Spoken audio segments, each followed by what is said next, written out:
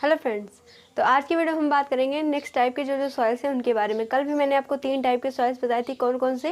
देखो, पहले मैंने आपको बताया था एलुवियल सॉइल के बारे में, उसके बाद ब्लैक सॉइल के बारे में और उसके बाद रेड एंड येलो सॉइल के बारे में। ये 3 मिट्टियों के प्रकार हम पढ़ चुके हैं, ठीक है, तीनों हम पढ़ चुके हैं। तो आज हम पढ़ेंगे कौन से सॉइल के बारे में, माउंटेन सॉइल, उसके बाद पिटी सॉइल, फिर लेटराइट, डेजर्ट और सैलाइन यानी कि एल्कलाइन सॉइल के बारे में, ठीक है।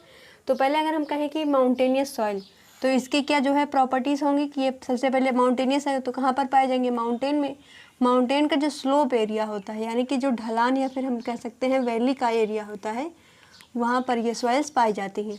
और जो ये सॉइल होती हैं कहाँ होती हैं, लेस फर्टाइल यानी कि कम उपजाऊ होती हैं। इसीलिए तो माउंटेन वगैरह पे कब सबसे ज़्यादा कम से कम फसलें उगाई जाती हैं, ठीक है। और सबसे ज़्यादा माउंटेन, अगर हम मिट्टी की बात करें तो सबसे ज़्यादा किसके लिए फेमस होता है, तो कॉफ़ी के प्रोडक्शन के लिए और चाय के प्रोडक्शन के लिए, इसी सब में इन मिट्टियों का यूज़ होता है। अगर 5th नंबर पर कहें पिटी सॉइल या फिर ऑर्गेनिक सॉइल, ये जो सॉइल है ये जहाँ पर होता है ये भी क्या होता है, लेस फर्टाइल होता है, लेस फर्टाइल होता है, मोर एसिडिक होता है। क्या होता है, मोर एसिडिक यानी कि ज़्यादा अम्लीय होती हैं मिट्टियाँ। और अगर ऑर्गेनिक स्टेट की बात करें तो ऑर्गेनिक स्टेट हम किसे कहते हैं, पहला ऑर्गेनिक स्टेट कौन सा है, सिक्किम है। कल भी मैंने ये आपको पॉइंट बताया हुआ था। और अगर यूटी की बात करें तो पहला यूटी कौन सा बनाया जा रहा है, तो उसका नाम है लद्दाख, ठीक है। लद्दाख जो कि यूनियन टेरिटरी यानी कि केंद्र शासित प्रदेश कब बनाया गया था, इसको सन 2019 में जम्मू कश्मीर के साथ में दोनों को अलग अलग करके उसके बाद इसको यूनियन टेरिटरी जम्मू कश्मीर को भी और लद्दाख को भी बना दिया गया था। 6 नंबर पर आते हैं, कौन सा मिट्टी है यहाँ पर, लेटराइट सॉइल है। कौन सी सॉइल है, लेटराइट, ठीक। तो लेटराइट सॉइल अगर हम कहें कि जो इसकी प्रॉपर्टीज़ हैं वो क्या होंगी, तो देखो, जब हमारे यहाँ भारत में जो मानसून होता है वो क्या होता है, गर्मियों का भी मौसम आता है, सर्दियों का भी मौसम आता है। तो ये जो सीजनल चेंज होते हैं भारत के अंदर, उसी वजह से जो मिट्टी डेवलप होती है उसका नाम क्या होता है, लेटराइट सॉइल। कौन सी मिट्टी बनती है, लेटराइट सॉइल। किसकी वजह से, सीजनल चेंज की वजह से,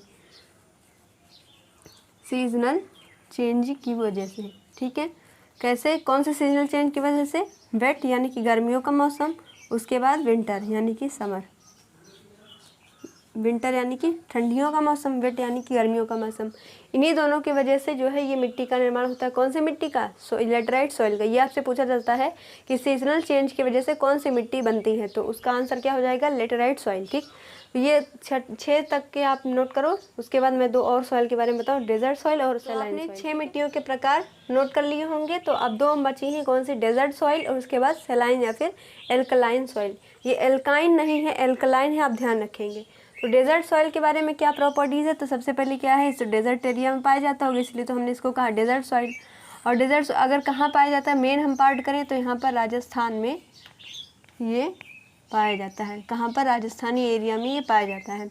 अगर कहें, एक क्वेश्चन पूछा गया था किसमें, यूपी पीसीएस के पेपर में पूछा गया था कि अगर ये डेजर्ट सॉइल है यानी कि जब डेजर्ट का मौसम आता है तो इसकी वजह से तो राजस्थान में जो पत्तियां होंगी वो अपना आकार कैसे बना लेती हैं, ठीक है। तो ये पूछा गया था, तो आंसर क्या बन जाएगा, वो जो पत्तियां होती हैं वो क्या बन जाती हैं, ठोस बन जाती हैं। कैसी हो जाती हैं, ठोस यानी कि रूखी टाइप की पत्तियां हो जाती हैं। ये आपसे प्रॉपर्टी पूछी गई थी पेपर में। उसके बाद 8 नंबर पे कौन सा सॉइल आता है, सैलाइन या फिर एल्कलाइन सॉइल। आप इसको और कौन कौन से नाम से जाना जाता है, तो रेह के नाम से जाना जाता है। कौन सी मिट्टी है ये, रेह के नाम से इस मिट्टी को जाना जाता है। और इस मिट्टी में नमक की मात्रा ज़्यादा होती है, किसकी, सोडियम क्लोराइड या फिर इसमें कहें कि सोडियम यानी कि नमक की मात्रा सबसे ज़्यादा इस मिट्टी में होती है। इसीलिए आपने अपने घरों में पुराने लोग जो बुजुर्ग लोग होंगे, आप लोगों ने उनसे सुना भी होगा कि पहले के ज़माने में जो रेह मिट्टी होती थी उससे कपड़े बहुत ज़्यादा साफ़ होते थे, इसी वजह से, या क्योंकि इसमें जो नमक की मात्रा होती है वो ज़्यादा होती है, ठीक है। तो इसी वजह से जो कपड़े होते थे वो साफ़ हो जाते थे। इसको और कौन से नाम से जाना जाता है, रेह की मिट्टी के नाम से जाना जाता है। और कहाँ पर पाए जाते हैं, तो ये नॉर्दर्न इंडिया, सदर्न इंडिया या फिर पहाड़ी एरिया में भी कहीं कहीं पर छिटपुट जगहों पर पाए जाते हैं, ठीक है। ये इसकी प्रॉपर्टीज़ हो गई। तो कितनी मिट्टियों के प्रकार हमने टोटल पढ़ लिए हैं, टोटल 8 मिट्टियों के प्रकार मैंने आपको बताए हैं। और यही इतनी मिट्टियों के प्रकार भी एग्जाम में बनते हैं, इससे ज़्यादा नहीं पूछा जाता है आपसे। तो 8 मिट्टियों के प्रकार आपने नोट कर लिए होंगे और उम्मीद है कि आपको अच्छा लगा होगा, पढ़कर आया भी होगा समझ में। तो ऐसे ही और वीडियोज़ के लिए चैनल जो सब्सक्राइब करें, ज़्यादा से ज़्यादा शेयर करें। Okay guys, thank you.